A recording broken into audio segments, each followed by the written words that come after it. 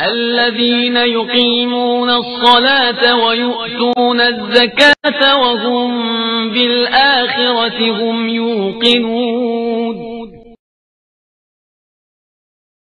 جو نماز قائم کرتے ہیں، زکات ادا کرتے ہیں اور آخرت پر یقین رکھتے ہیں. بسم اللہ الرحمن الرحیم. الحمدللہ رب العالمین وصلی اللہ علی محمد وآلہ الطاہرین. موضوع گفتگو زکوٰۃ اور ہماری اس گفتگو کا عنوان ہے زکوٰۃ فطرہ کے متفرق مسائل. جس طرح سے دیگر عبادات میں نیت شرط ہے، بالکل اسی طریقے سے زکوٰۃ الفطرہ میں بھی نیت شرط ہے. اور اس جانب بھی توجہ رہے کہ یہ زکوٰۃ الفطرہ فقط اسی صورت میں مانا جائے گا کہ جب اپنی حلال آمدنی میں سے دیا جائے. اگر کوئی حرام آمدنی میں سے زکوٰۃ الفطرہ دیتا ہے تو اس پر زکوٰۃ الفطرہ واجب ہے، پہلے ہی کی طرح سے وہ ادا نہیں مانا جائے گا. فرض کریں کوئی چوری کے مال میں سے زکوٰۃ الفطرہ دے، خدا نخواستہ معاذ اللہ، یا کسی گناہ کے کام سے، رقص سے، موسیقی سے، یا کوئی حرام چیز بیچنے کے ذریعے سے جو آمدنی ہوئی، معاذ اللہ شراب بیچتا ہے، چرس یا ہیروئن بیچتا ہے، یا گانے بجانے کا کام کرتا ہے، گانے بجانے کی سیڈیاں بیچتا ہے، اس سے جو اس کو آمدنی ہوئی ہے، اس سے اگر زکوٰۃ الفطرہ دیتا ہے تو وہ اس کا ادا نہیں مانا جائے گا. اس پر لازم ہے کہ حلال آمدنی سے زکوٰۃ الفطرہ ادا کرے. تو پہلی شرط یہ ہے کہ خالصتاً اللہ سبحانہ و تعالیٰ کی قربت کے لیے اس کام کو انجام دے، دکھاوے کے لیے یہ کام نہ ہو.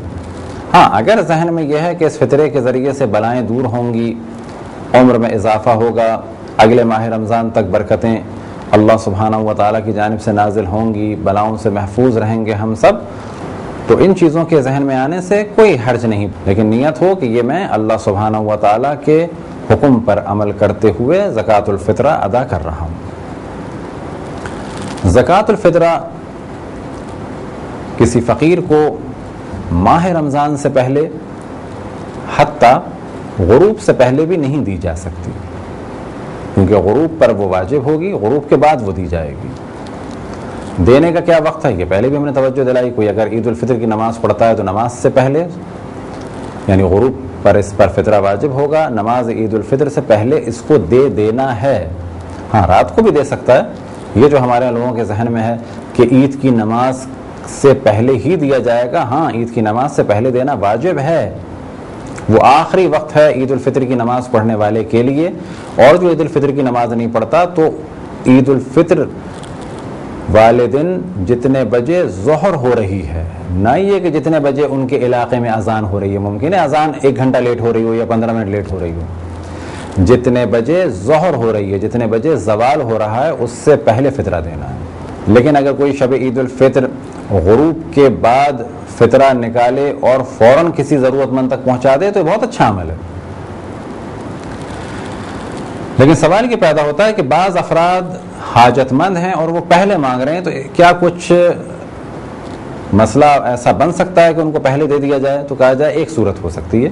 ہمیں 10 فطرے نکالنے تھے اور ہمارے علاقے میں گندم کی قیمت فرض یہ کر لیں کہ 50 روپے کلو ہے، تو پر ہیڈ ہمیں 150 روپے فطرے کے نکالنے تھے. 10 آدمیوں کے بن گئے 1500.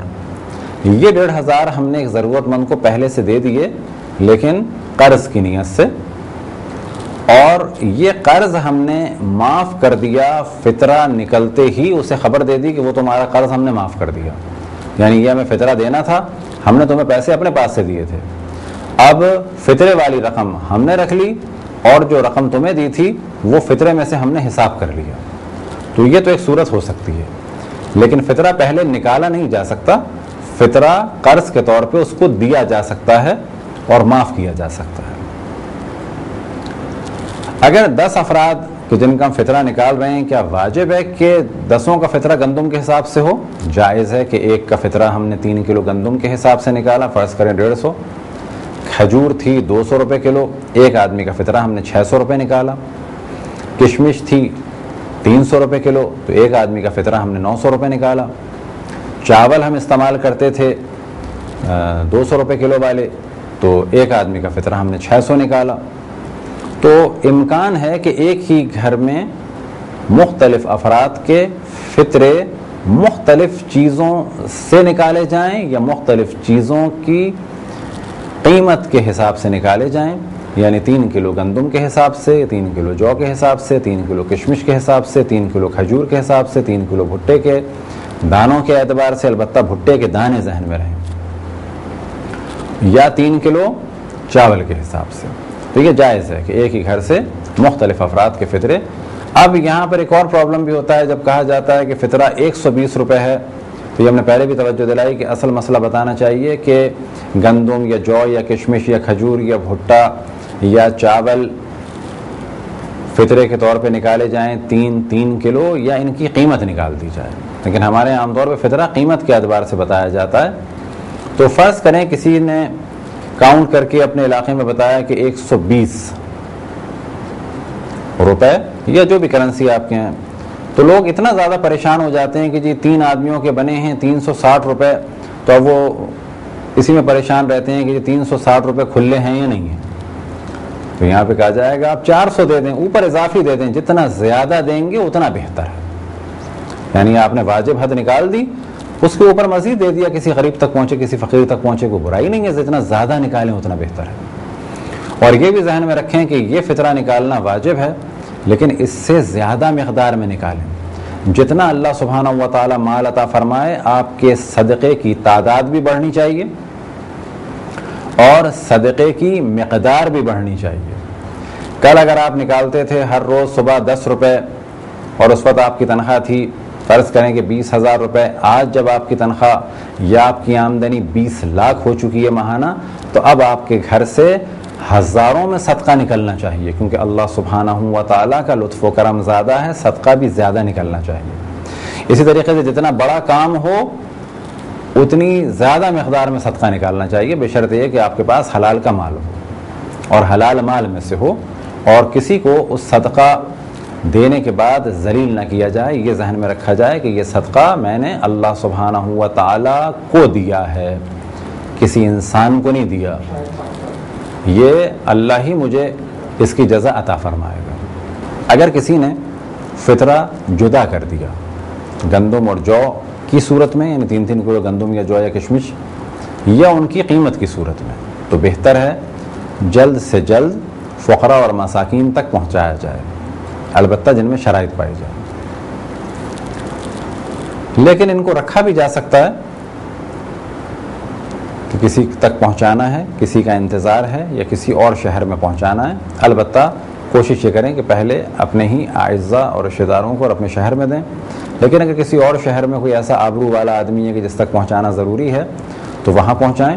اور خصوصاً وہ ممالک جیسے یورپ یا امریکہ میں بعض جگہ، یا بعض مڈل ایسٹ کی کنٹریز میں کہ جہاں حالات بہت اچھے ہیں مومنین کے، تو وہاں تو بلا شک انہیں دوسرے شہر میں بھیجنے کے لیے تھوڑا ڈیلے ہو جائے تو کوئی حرج نہیں ہے.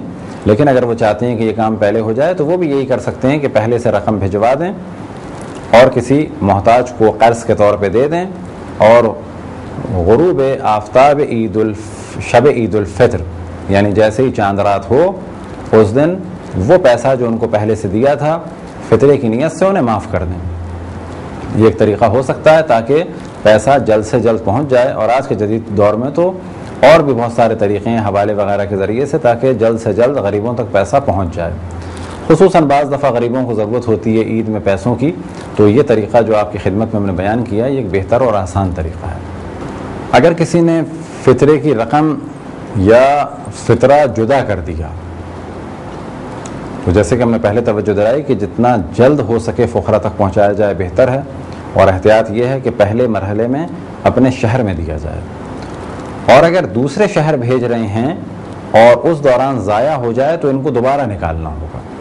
اسی طریقے سے اگر فطرہ نکال کے رکھ دیا تھا اور ضائع ہو گیا، فرض کریں کچھ کھانے کی چیز الگ کر دی تھی اور وہ ضائع ہو گئی، تو ان کو دوبارہ نکالنا کہ یہ فقیر کو دے سکتے تھے لیکن انہوں نے ڈیلے کیا، تو ایسی صورت میں ان کو دوبارہ نکالنا ہوگا. اور آخر میں مسئلے کی جانب توجہ دلائیں کہ اگر کسی نے فطرے کی رقم نکال دی، خمس میں یہ مسئلہ نہیں ہے، دیگر اور چیزوں میں مسئلہ نہیں ہے، لیکن فطرے میں یہ مسئلہ بہت سخت ہے کہ اگر کسی نے فطرے کی رقم نکال دی، فرض کریں کہ 100 روپے کسی علاقے میں فطرہ تھا تو 300 روپے نکال دیے بعد میں ان کو ضرورت پڑی کہ بندھے ہوئے چاہیے تھے تو کھلے سے بدل لیں، یا اگر یہ چینج تھے تو اس کو بندھے ہوئے میں بدل دیں، تو یہ عمل بنا بر احتیاط جائز نہیں ہے. یعنی احتیاط یہ ہے کہ یہ کام نہ کیا جائے، جو نکالے تھے اسی صورت میں پہنچائے جائیں. یہ تھے چند مختصر سے مسائل زکوٰۃ الفطرہ کے بارے میں. خداوند تبارک و تعالیٰ سے دعا ہے کہ بحق محمد وآل محمد ہمیں اپنے رسول، اپنی حجتوں، خصوصاً امام زمان علیہ الصلوۃ والسلام کی معرفت اور اطاعت کی توفیق عطا فرمائے. وصلی اللہ علی محمد وآلہ الطاہرین.